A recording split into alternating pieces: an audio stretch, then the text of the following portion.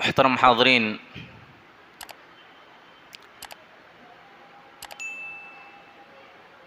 दर्स शुरू करने से पहले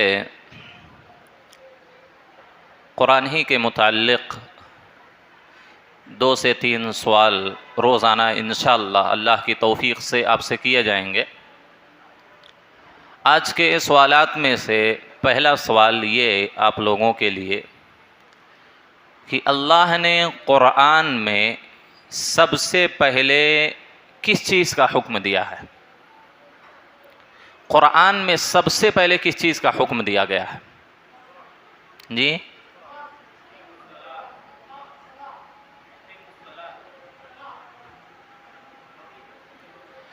जज़ाकुमुल्लाह खैरन। नहीं, अल्लाह ने सबसे पहले कुरान में जो हुक्म दिया है वो अपनी उलूहियत का, यानी अपनी इबादत का हुक्म दिया। कुरान का सबसे पहला हुक्म या अय्युहन्नासु उअ्बुदू, या अय्युहन्नासु उअ्बुदू रब्बकुमुल्लज़ी खलक़कुम वल्लज़ीना मिन क़ब्लिकुम लअल्लकुम तत्तक़ून। ये कुरान का सबसे पहला हुक्म है। और इस आयत में अगर गौर करें आप कि अल्लाह ने या अय्युहल मुस्लिमून नहीं कहा, या अय्युहल मुमिनून नहीं कहा, अय मोमिनो तुम लोग अपने रब की इबादत करो, क्योंकि रब सिर्फ मोमिनों का नहीं है, रब सिर्फ मुसलमानों का नहीं है, बल्कि रब क्या है? पूरे जिन्नो इंस, बल्कि पूरी मखलूक़ात का वो रब है। तो इसी वजह से अल्लाह ने यहाँ क्या कहा?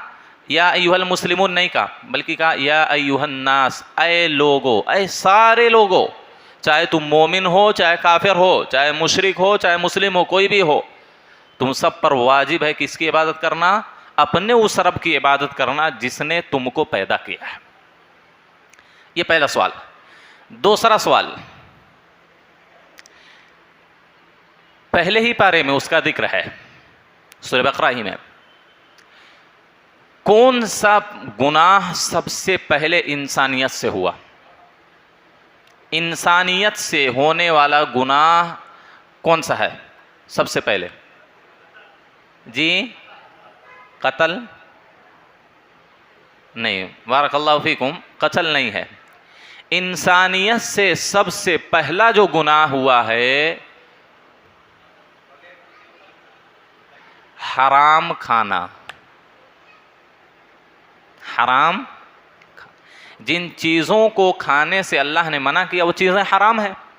आदम अलैहिस्सलातु वस्सलाम, जन्नत में सारी हलाल चीज़ें हैं, अनगिनत है। अल्लाह ने कहा जितना खाना चाहो, जो भी खाना चाहो खा लो। ये दरख्त जो है, इस दरख्त के करीब नहीं जाना, इस दरख्त का फल नहीं खाना, खा लिया तो जालिम में से हो जाओगे तुम। तो अल्लाह ने मना किया था, गोया कि हराम था आदम पर खाना, आदम अलैहिस्सलातु वस्सलाम ने खा लिया। इससे एक दर्स, बहुत बड़ा दर्स मिलता हमको। क्या? आदम अलैहिस्सलातु वस्सलाम एक मर्तबा हराम का एक दाना खाया, जन्नत का लिबास उनसे छीन लिया गया और जन्नत से उनको निकाल कर ज़मीन पर भेज दिया गया। हम इंसानों के लिए दर्स क्या है?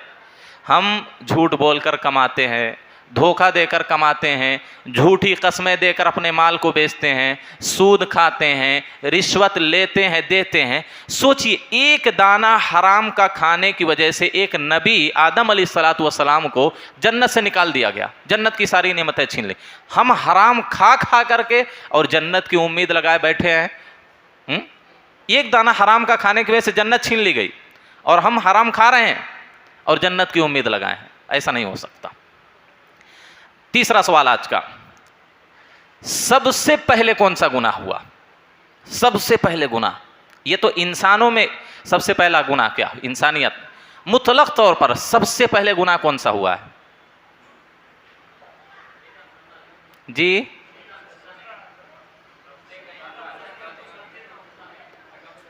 इसको, ये तो अमल है, वो अमल है, क्या अमल सरजद हुआ उनसे? सबसे पहला गुनाह मुतलक तौर पर, चाहे इंसानों में से हो या जिन्नों में से हो, सबसे पहला गुनाह हसद और तकब्बुर है। हसद और तकब्बुर है। समझ रहे हैं? इब्लीस ने सजदा क्यों नहीं किया? तकब्बुर की बुनियाद पर। क्या कहा? अना खैरुम मिन, ये आदम क्या मिट्टी से बना हुआ है, खोखला है, मैं उससे बेहतर हूँ, मुझे आग से बनाया, आग से पैदा किया गया है, इसको मिट्टी से पैदा किया गया है। और आग की सिफत क्या है? ऊपर उठती है, गोया कि आग बुलंद है, और मिट्टी को कितना भी ऊपर फेंको वो नीचे आ जाती है। तो उसकी सिफत क्या है? वो नीचे रहना है, हकीर है। तो इबलीस अपने आप को बेहतर समझता था, वो तकब्बुर में आ गया। मैं कैसे इसको सजदा करूं? मेरे सामने इसको बनाया गया, इसमें रूह डाली गई, मैं आग से पैदा किया गया, मिट्टी से पैदा किया गया, मैं क्यों उसको बनाऊं? और अल्लाह ने जब वो क्या है खलीफा बनाना चाहा, ज़मीन का बादशाह, ज़मीन का जानिशीन बनाना चाहा, इसी बुनियाद पर इबलीस को हसद हो गया था। तो सबसे पहला गुनाह जो हुआ, अल्लाह की सबसे पहली नाफरमानी कौन सी हुई? हसद और तकब्बुर की सूरत में। इसी बुनियाद पर हमको ये दर्स दिया गया कि अपने दिल से हसद को निकालो, वरना नेकियां सबकी सब खत्म हो जाएंगी। जिस तरह इबलीस हसद की बुनियाद पर अल्लाह की रहमत से दूर हो गया, एक इंसान भी हसद की बुनियाद पर अल्लाह की नेमत से दूर हो सकता है।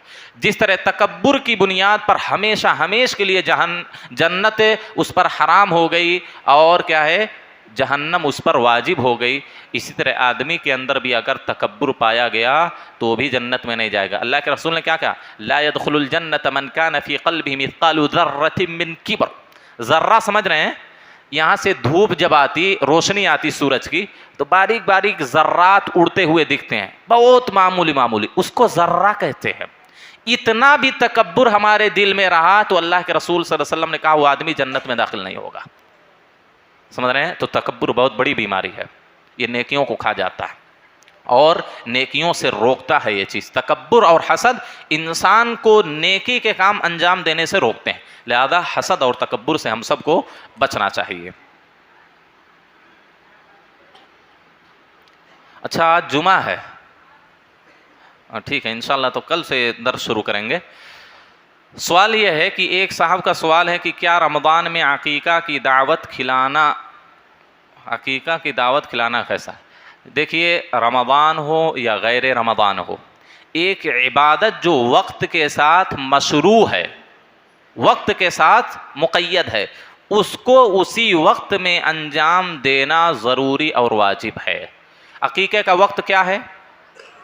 7वें दिन वाजिब है।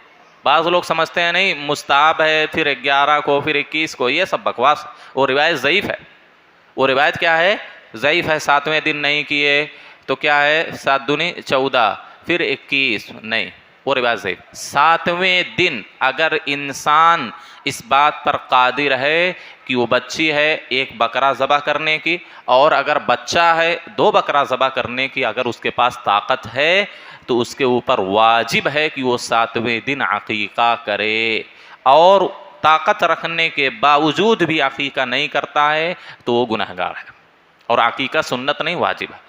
तो रमज़ान में हो या गैर रमज़ान में हो, 7वां दिन जब आएगा उसी दिन इंसान के ऊपर अकीका करना वाजिब है, अगर उसके पास इस्तिताअत और ताकत है। ठीक है जी। और कोई सवाल है किसी के पास? जी, असरात,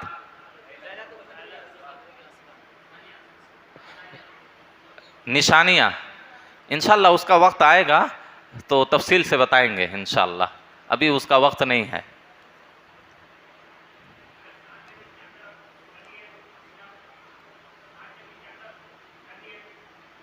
नहीं, मुकद्दम करना बाज़ अहले इल्म ने जायज़ करार दिया है, लेकिन बेहतर और अफजल यह है कि 7वें दिन ही अकीका किया जाए, 7वें दिन ही अकीका किया जाए, यही सबसे बेहतर सूरत है, क्योंकि नबी सल्लल्लाहु अलैहि वसल्लम ने यही तालीम हमको दी है। और अगर किसी मजबूरी की बुनियाद पर कोई मुकद्दम कर लिया तो इंशाअल्लाह वो फरीज़ा उससे अदा हो जाएगा।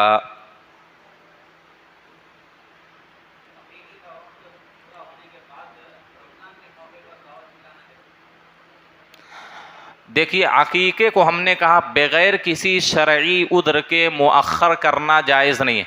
बाज़ लोग क्या है, शादी तक उसको मुअख्खर कर लेते हैं, वलीमा तक मुअख्खर कर लेते हैं, और बाज़ किसी और चीज़ में मिला लेते हैं, ये जायज़ नहीं, उसका वलीमा होता नहीं, हुई अकीका होता नहीं। यहाँ जान मतलूब है, अल गुलाम मुर्तहनुन बिअक़ीक़तिही, बच्चा अपने अकीके के साथ गोया की गिरवी रखा गया है। अगर अकीका नहीं किए तो गोया की वो रहन वाली चीज़ है, वो गिरवी चीज़ है। उसको आज़ाद हम कैसे करा सकते हैं अपने बच्चे को? जब हम अकीका करेंगे, उसके लिए एक जान कुर्बान करेंगे, तभी हमारा बच्चा आज़ाद होगा। समझ रहे हैं?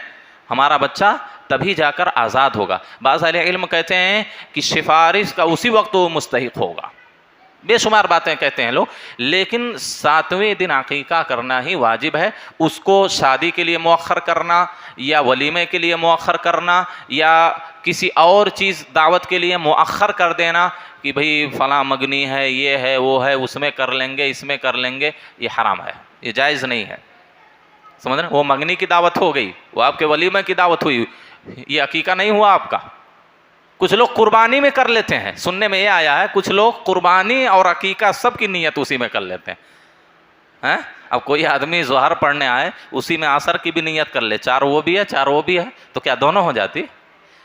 भाई वलीमा एक अलग इबादत है, कुर्बानी एक अलग इबादत है और अकीका एक अलग इबादत है।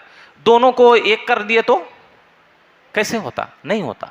तो एक इबादत जो जिस वक्त और जिस कैफियत के साथ मशरू है, उसी तरह उसको अंजाम देना वाजिब है, तभी वो इबादत अदा होगी, वरना वो इबादत हमसे अदा नहीं होगी।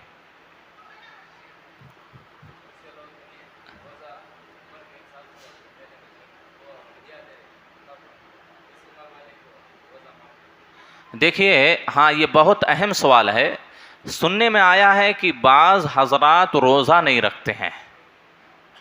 देखिए, उनकी 2 सूरतें हो सकती, या तो रोज़ा रखने की ताकत नहीं है, बहुत उम्र दराज हो गए हैं, या ऐसी बीमारी उनको लाहिक हो गई है कि शिफा याबी की उम्मीद नहीं। कुछ बीमारियां ऐसी हैं जो उम्र भर के लिए हो जाती हैं, जैसे शुगर है, हाई लेवल का शुगर हो गया, कैंसर हो गया, हाई लेवल का हो गया।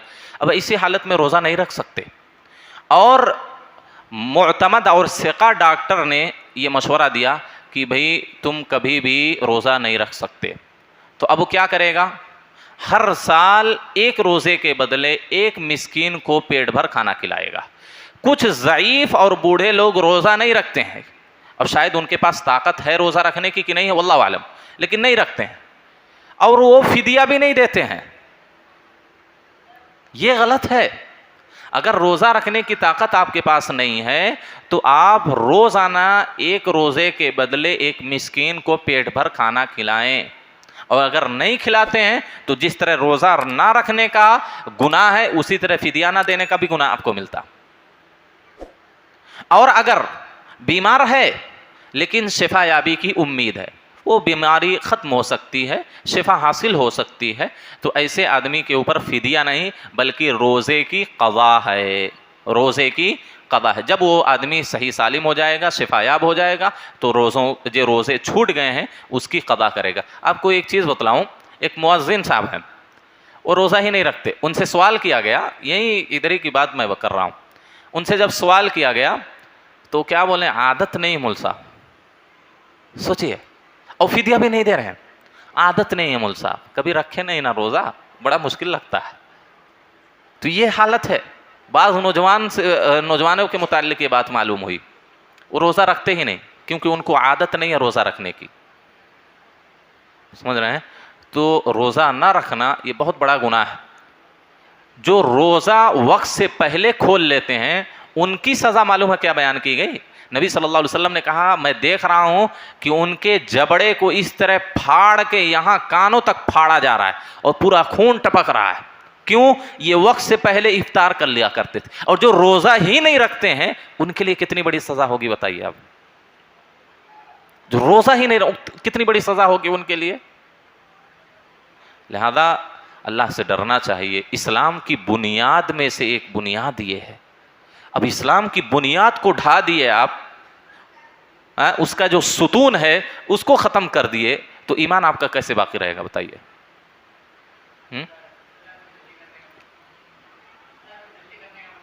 इफ्तार में जल्दी करने का मतलब ये है कि जैसे वक्त हो जाए फौरन इफ्तारी करना, ना तो वक्त से पहले करना और वक्त हो जाने के बाद ताखीर करना भी ये यहूद व नसारा की अलामत है।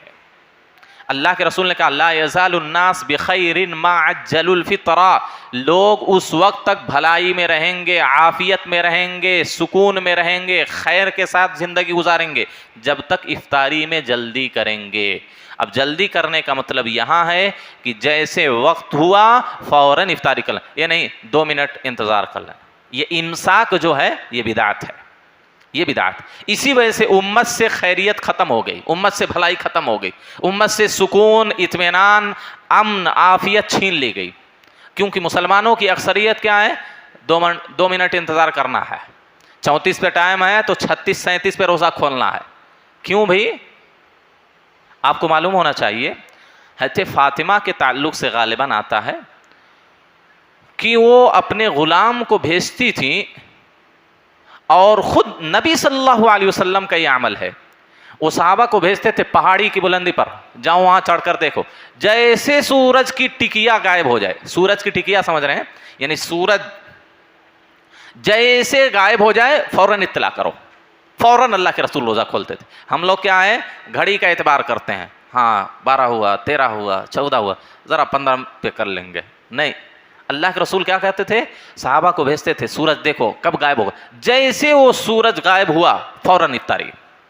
ये असल तरीक़ा है, यही असल तरीक़ा है रोज़ा खोलने का, समझ रहे हैं। और वक्त ये जो 34 पे आज वक्त था, आप देखेंगे अगर सूरज को छत के ऊपर से या कहीं बुलंद जगह से जहाँ से सूरज आपको दिख रहा है तो 32 या 33 ही पे सूरज बिल्कुल गायब हो जा रहा है,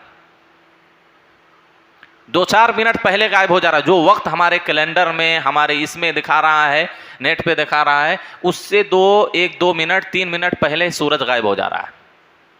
तो असल चीज़ को जब हम छोड़ देंगे तो भलाई से, खैरियत से, आफियत से दूर हो जाएंगे, ये जान लीजिए। अपने असल को जब छोड़ देंगे तो हम भलाई से, खैर से, आफियत से दूर हो जाएंगे। लिहाजा इफ्तारी में जल्दी करने का मतलब ये, वक्त जैसे हो जाए फ़ौरन इफ्तारी करना, वक्त से पहले भी नहीं करना और वक्त हो जाने के बाद उसमें ताख़ीर भी नहीं करना। ठीक है।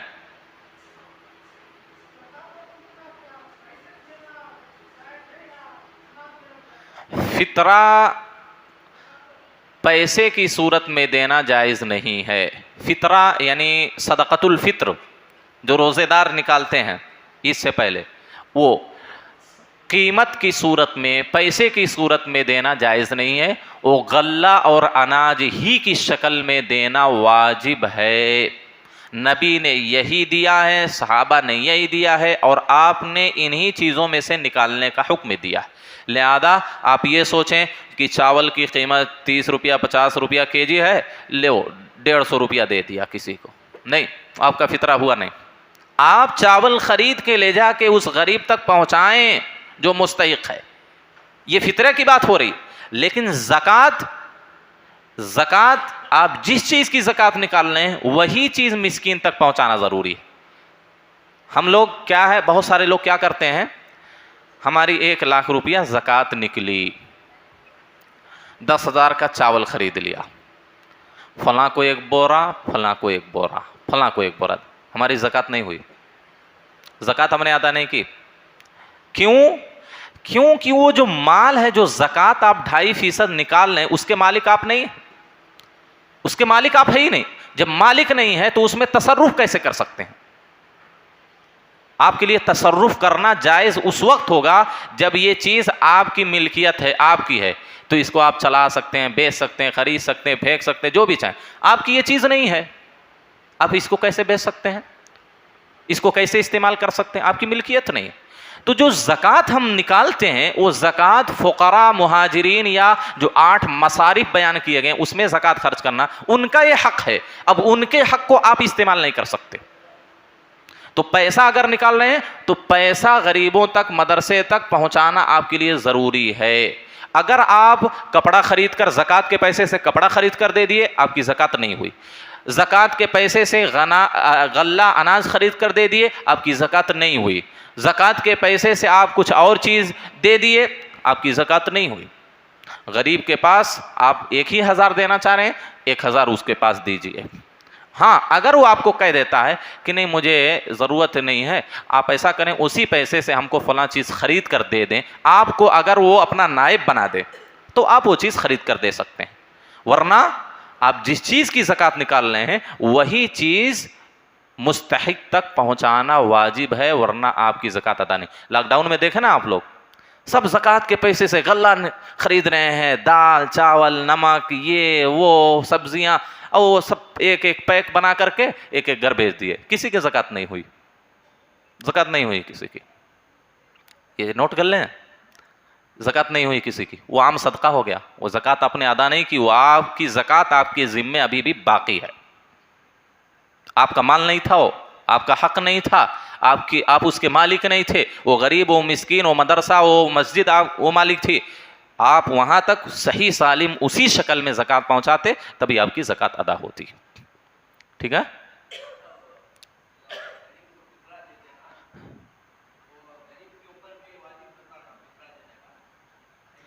जी, गरीब का मतलब ये हुआ, असल में माशरे में या दौर के हिसाब से, ज़माने के हिसाब से क्या है, हैयत और कैफियत लोगों की बदल गई। वरना सलफ़ के ज़माने में देखेंगे, एक दिन से ज़ायद जिसके पास खुराक है वो भी फितरा देता था। और हमारे यहाँ जो मांगने वाले हैं या जो हाजतमंद हैं, उनके पास तो सालों भर का है लेकिन फिर भी वो फितरा लेते हैं, है कि नहीं? कितना डिफरेंस हो गया। सलफ़ के ज़माने की बात मैं कर रहा हूँ, एक दिन की खुराक है तो वो भी समझते थे फितरा हमको देना ज़रूरी है, और आज साल भर की खुराक है लेकिन फितरा लेना वाजिब समझते हैं, फितरा लेंगे वो आपसे। ये गलत है। अलबत्ता हमारा काम क्या है, जो मुस्तहिक हैं, जो फितरा लेना चाह रहे हैं, उन तक हमने पहुंचा दिया है तो हमारी जिम्मेदारी अदा हो गई। अब वो जो लेने वाला है वो मुस्तहिक था या नहीं था वो समझे और उसका मालिक समझे। समझ रहे हैं? अगर वो हमसे फितरा मुतालबा कर रहा है और हम जानते हैं मुस्तहिक है, ठीक है लीजिए फितरा हमारा। अब वो मुस्तहिक है कि नहीं है अल्लाह जानता, वो समझ ले अपना अंजाम। ठीक है। अब वो अदा करता है कि नहीं करता है वो भी अल्लाह के हवाले है उसका।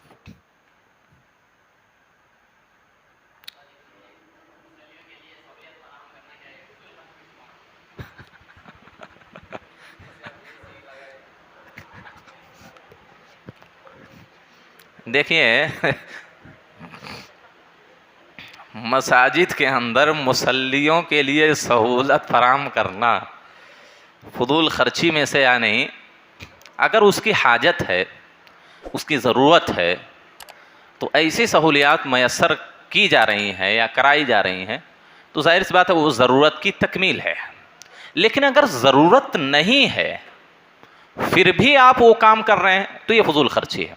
अब एक ही मस्जिद को तोड़ के फ़ौरन उसी को बनाना, टाइल्स अभी ठीक है लेकिन फिर भी टाइल्स तोड़ के दूसरी लगाना, क्योंकि मस्जिद का बजट है, पैसा बाकी है, कहाँ करना है, दीनी कामों में तो खर्च नहीं करेंगे, वही उसी को तोड़ के फिर बनाना, ये फजूल खर्ची है, ये फजूल खर्ची है।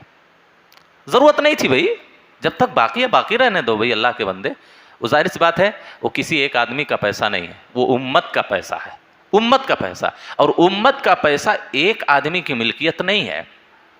इसी वजह से कहा जाता है कि मस्जिद की जो कमेटी है, बगैर कमेटी से मशवरा तलब किए हुए जो अहम ज़िम्मेदार हैं, जो अहम मुसल्ली हैं, उनसे बगैर मशवरा किए हुए मस्जिद का काम नहीं करना चाहिए, क्योंकि वो सबका, वो माल जो है सबकी मिल्कियत, सब ने दिया है। एक आदमी फैसला लेकर जो चाहे करता रहे और किसी की ना सुने, जाहिर सी बात है गलत है। तो हमने कहा अगर ज़रूरत है उस चीज़ की तो ऐसी सूरत में वो काम किया जा रहा है तो ज़रूरत की तकमील है। लेकिन अगर उस चीज़ की हाजत नहीं है फिर भी वो काम किया जा रहा है, ये फजूल खर्ची है। तो आप समझ लें कि ज़रूरत पे किया जा रहा है कि बगैर ज़रूरत के किया जा रहा है, उस हिसाब से आप समझ लें कि वो फजूल खर्ची है या वो दुरुस्त चीज़ है। खलास एक सवाल, लास्ट सवाल, आखिरी बस।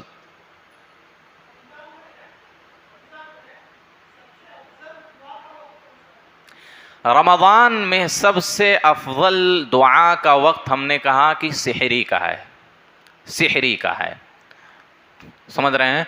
वरना क्योंकि बाज़ रिवायत जो आती है कि इफ्तारी के वक्त दुआ उस पर बाज़ मुहद्दिसीन ने कलाम किया, यानी बाज़ मुहद्दिसीन ने उस हदीस को ज़ईफ़ करार दिया। इसी बुनियाद पर हमने कहा कि रोज़ेदार के लिए सबसे बेहतर और अफजल वक्त सेहरी का वक्त है, वरना रोज़ेदार मुतलक तौर पर रोज़े की हालत में कभी भी दुआ कर सकता है, कभी भी, कोई उसका वक्त ख़ास नहीं। लेकिन सेहरी का जो वक्त है, अल्लाह आसमान दुनिया पर आता है, सातवें आसमान से अल्लाह निचले आसमान पर आता है और ख़ुद अल्लाह ही ऐलान करता है, अल्लाह ही ऐलान करता है, फरिश्ता भी नहीं, अल्लाह ही खुद कहता है कोई है मुझसे मांगने वाला, सवाल करने वाला कि मैं उसको दूं, कोई है मग़फ़िरत तलब करने वाला, अपनी गुनाहों की बख्शिश कराने वाला, मैं उसको बख्श दूं।